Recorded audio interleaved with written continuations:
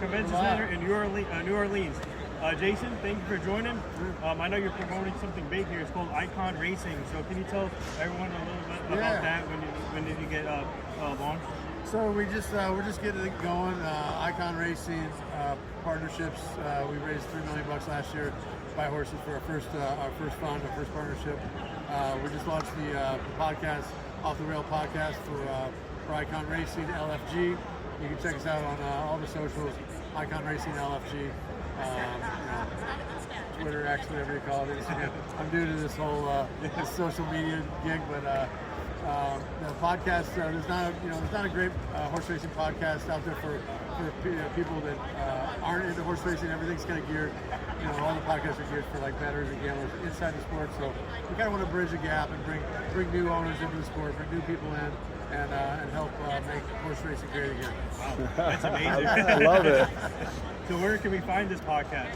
It's on YouTube and Spotify, and we're looking to at different platforms once we get it going. So we just our first try at a podcast was not as funny as our second try, but I think we'll get better. And it's there's a lot of content, there's a lot of layers to the sport.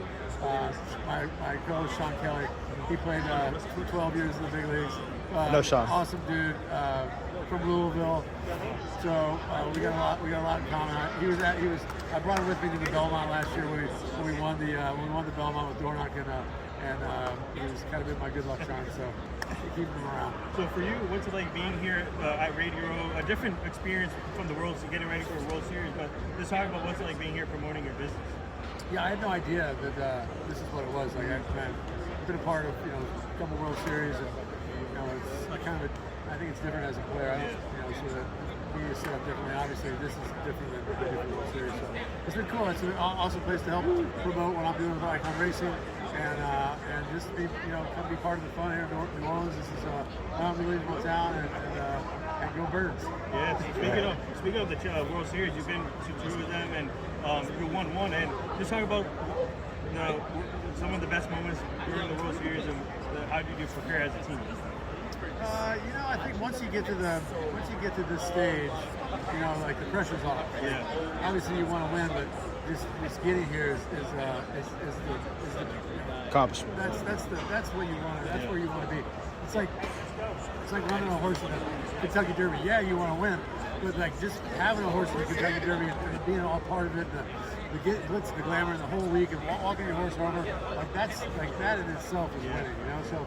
This is, for these guys going into this, the stress level. I think there's not a whole lot of stress in these games because you're here. It's all gravy from here. So these guys are having the time of their lives, and this is what it's all about. So who was the funniest teammate that you played with? It's only because they're funniest teammate.